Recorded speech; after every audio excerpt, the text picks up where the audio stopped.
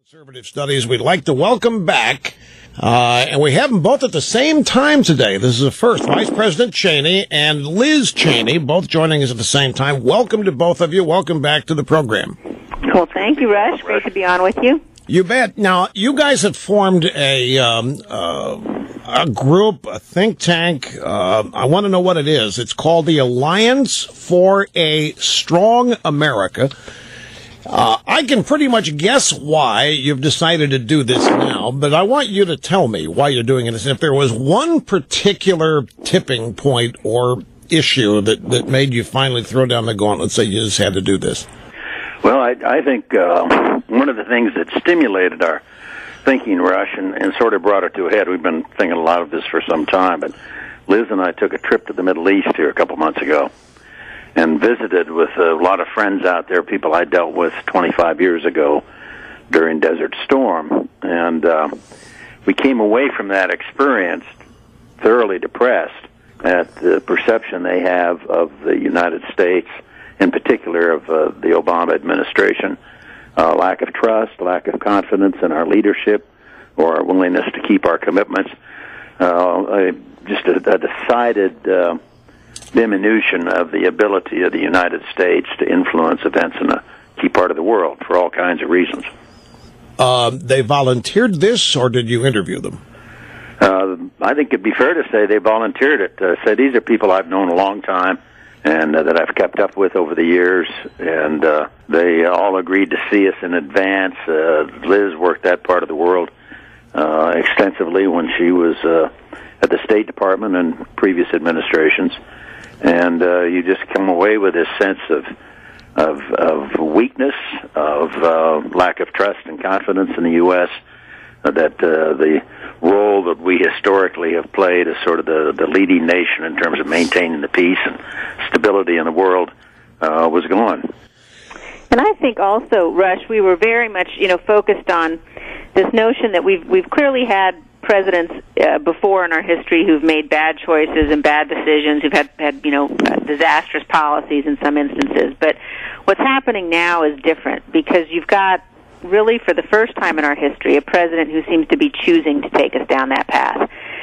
Charles Krauthammer's talked about, the fact that the president has chosen decline. And you look around the world, whether you're talking about what's happening today in Iraq, what's happening today in the Middle East, the threat from Al-Qaeda is a very serious, significant, strategic, growing threat to the security of the nation. And we felt like it was time to do more than just talk about, the danger of this president's policies, but really to begin to form an organization that could become a center of gravity, that people could join who believe in a strong nation, who believe in returning America to a role of preeminence and power in the world, and who know that we cannot afford to continue down this path the president's put us on, where he, basically tells lies to the nation about the threat we face, minimizes it, and his policies in the meantime are making it much, much worse.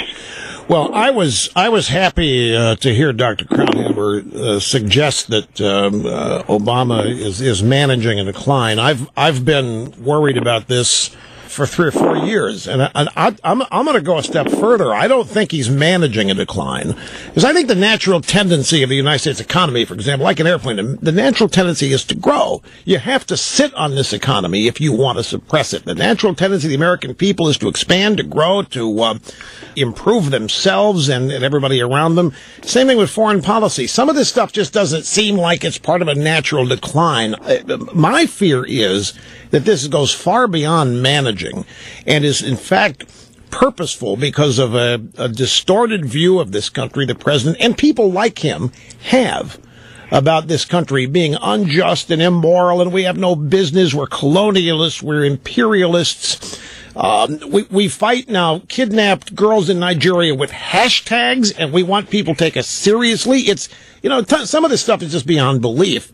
So it's good that you're doing this, but what is the practical application of your group? Who's going to join? What are you going to do? Well, there's a number of different things. First of all, it's clear to us that we've got, the problem that you're laying out, which is absolutely right. I think the president's actions are very intentional. He wants to take America down a notch. He doesn't believe in American exceptionalism. And so what we're doing initially is we're going to be a place where people can come to get ammunition, frankly, to make the arguments, to be able to say, wait a second, this is why American power matters. We want to be a place that can help to buck people up, to lay out the policy discussions, to lay out this side of the policy debate so that people's voices can be heard. People can sign up on our website, which is strongeramerica.com, in order to get information about all of the important national security issues of the day. We also are very focused on what's happening in our own party, and you've got a concerning isolationist trend, and we want to fight back against that as well. And so we're going to be a group that is about educating people, about advocating for the right policies. We hope to be able to turn some of these bad policies around in the next 2 years. And then we're going to be focused on 2016 and helping to make sure that we get a nominee in our party who understands the importance of restoring American strength and power around the world. That is an interesting observation you just made about the rising isolationist tendencies in the Republican Party.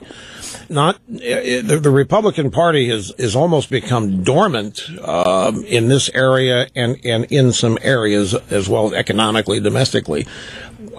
Do you all have any thoughts on why or how this happened, when it began, and what it is that's fueling this? It looks like fear to me. I don't know how you would characterize it, but I don't know. As I look at it, Rush, I'm very concerned about it.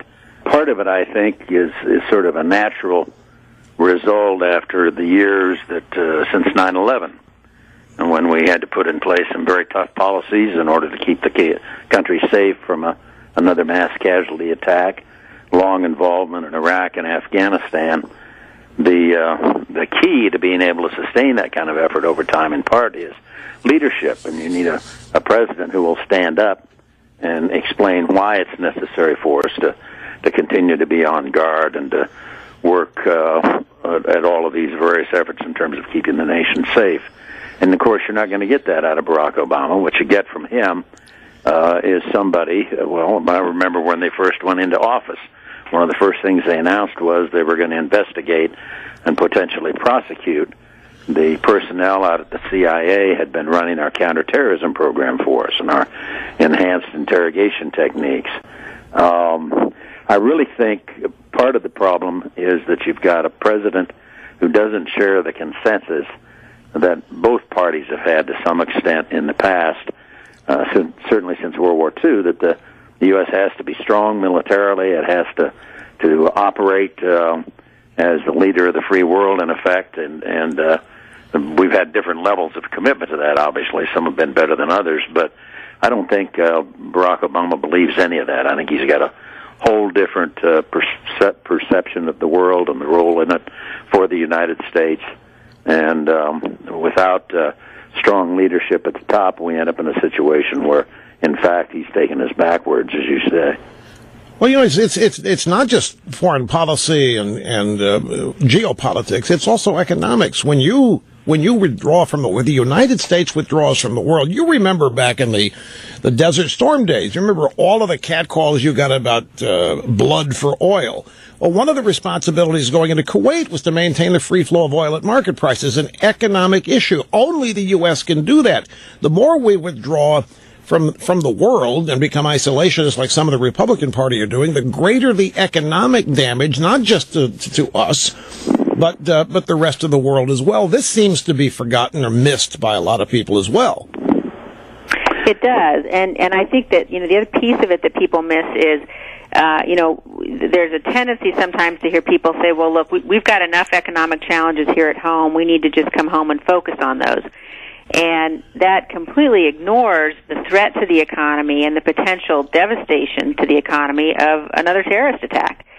And the idea that you've now got this group, ISIS, that is basically creating, Al-Qaeda they're creating a terrorist safe haven, which will be basically, a country of its own. They don't respect the borders that exist now, from which they can train people, from which they can provide safe havens, from which they can launch attacks. And It is the wealthiest terrorist organization that's ever existed. They now control more territory than any terrorist organization has.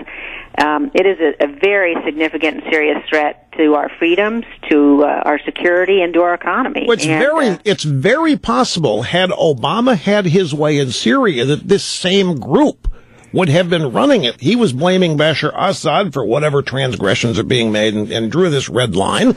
And had he succeeded in getting Assad out of power, guess who would be in power? This same group, ISIS, in Syria.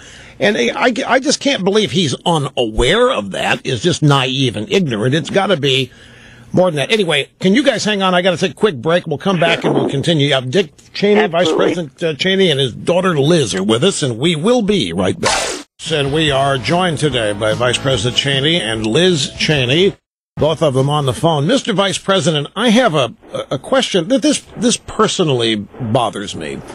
The last 3 years, and maybe you could say the whole second term of the Bush administration, the Democrat Party and willing accomplices in the media every day did their best to secure negative opinion about our involvement in Iraq, tried to saddle the country with defeat, called General Petraeus a liar before he'd even testified. I mean, you remember it, and not once did any of you in the Bush administration respond to any of it. You just kept your heads down and kept trying to execute the policy and secure victory, came up with the surge, and it proved successful. But for 4 years, the body count, every potential negative was just hammered in the American people to the point that they began to think the whole thing was illegitimate, not worth it, and a waste of time. Now we move forward to just the past couple of months, and it's all falling apart. President Bush has not said a word, and I know he thinks that it sullies the office to do so, but does it frustrate you at all that there hasn't been any, as Obama trashes what you did? I mean, he's the one who decimated the military, not Al-Qaeda. He claims he decimated Al-Qaeda. They're not decimated. He didn't cause them to run to the hills and disband. It's outrageous, and never once has there been any pushback on any of this now for multiple number of years. Well, the president obviously has made his own decision with respect to how much he wants to get involved. That's his call. That's I don't mean to be critical of it. He basically decided to follow the same path his dad had with respect to the Clinton administration. I'm not bound by those limits, Rush. I don't accept it. I do want to get out there and mix it up, and that's part of the reason of what we're operating with here. And I think there's sort of a natural tendency there. Obviously, we've got critics on the other side. We had Harry Reid, I can remember, announcing at the very beginning of the surge into Iraq. This would have been in early '07, taking the Senate floor to announce that it was a failure, complete defeat, wasn't going to work. Well, obviously, he didn't know what he was talking about. There's you've a lot to overcome there if you, in fact, are going to push, things like the programs that I was closely associated with, enhanced interrogation and so forth. So you've got to get out there and be honest and forthright with the American people in terms of they were what trying we to can do. point. But lots of times you're also dealing in classified areas, and you can't really talk about the success stories that came from some of those programs. Well, Harry Reid and the like, that's exactly what I'm talking about. All they were doing was trying to push public opinion down. Right. And poison the minds of the American people. Now that this has happened, now that Iraq, it is outrageous to anybody that has paid any attention to this. It is outrageous what is happening. You talk to people that, their family members and troops that were there who are watching this. They're asking themselves why. What did we risk everything for? And then, to add insult to injury, you got people trying to say that you are responsible for this. I mean, you and the Bush administration, because there was never any legitimate reason to go in there in the first place. And people make that allegation, I think, willfully ignore what the justification for going in was. But how do you react to that criticism that this is ultimately your responsibility or fault? Well, I think the point that needs to be made, Rush, we got the current dust up over Iraq. The problem is much bigger than just Iraq. One of the things that was of major concern in the aftermath of 9/11, especially when we got involved with Iraq, was the possibility of a further follow-on terrorist attack with something far deadlier than airline tickets and box cutters. And that concern is even greater today. We've just had, for example, a major attack on the Karachi airport by the Taliban inside Pakistan. Why worry about that? Well, Pakistan has somewhere between 50 and 100 nuclear weapons. The point at which the terrorists get their hands on that kind of deadly technology, may not be very far away, and it's more important than ever that we be actively and aggressively engaged over there in these kinds of issues. So, and those were our same concerns we had when we went into Iraq, because we had a guy with a track record of producing and using weapons of mass destruction. He had ties to terror, and we anticipated that was where there was most likely to be a link-up between the two. Now, once we got rid of Saddam Hussein, we had Muammar Gaddafi come forward and surrender his nuclear materials. We have all of those. We also then shut down the black market operation that had supplied Gaddafi, and it also helped the Iraqis and the North Koreans with their weapons of mass destruction program. So the problem, actually, the basic fundamental principle or theme runs all the way through from when we went into Iraq to what we're having to deal with now in the Middle East, to the possibility that someplace like Pakistan, for example, or even Syria, remember, wasn't that long ago that we discovered that the North Koreans had built a nuclear reactor for the Syrians. Thank goodness the Israelis took it out before they could take advantage of it. Do you think we need to be working with Iran to clean up the mess in Iraq? Bad idea. I think it's a bad idea. I'll answer that one, Dad. If you, I think first of all, on the issue of Iran, I think it's the notion that somehow the Iranians have any interest in common with us is outrageous, and the talk about the fact that we might be working with the Iranians again just gives our allies, they're apoplectic. They don't understand what we're doing.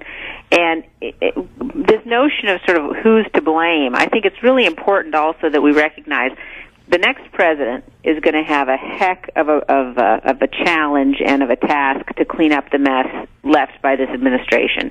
And you've got to look at the facts, which are, from the beginning of the administration, this president has walked away. This president has abandoned our allies. He's apologized for the nation. He has appeased our enemies.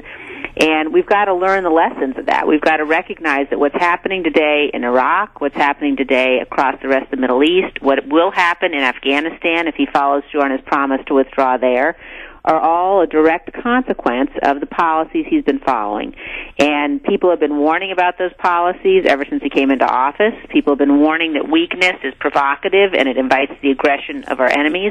And if we don't learn those lessons, the next president, frankly, will not be able to dig us out of the hole that we've now found ourselves in. So we do have to be very clear about cause and effect. When the Bush administration left office, Iraq was stable. The U.S. military said they needed 20,000 troops in country in order to maintain the stability, and the White House said no. They said, all right, how about 10? The White House said no. The White House said you can have 3,500 troops, and they told Maliki that he had to get any SOFA agreement through his parliament. Now, when the president says, well, I tried to get a SOFA agreement, it's just not true. He didn't want one. He wanted out, and their rejection of the commander's recommendations on the ground tells you that he just wanted out. Let me step in. I've simply run out of time, but your timing there, Liz, was superb. I just want to remind people again of your new organization. It's the Alliance for Strong America. The website is strongeramerica.com, and people can learn exactly what you're doing by clicking and surfing there. Thank you both very much for being with us today. It's always a pleasure.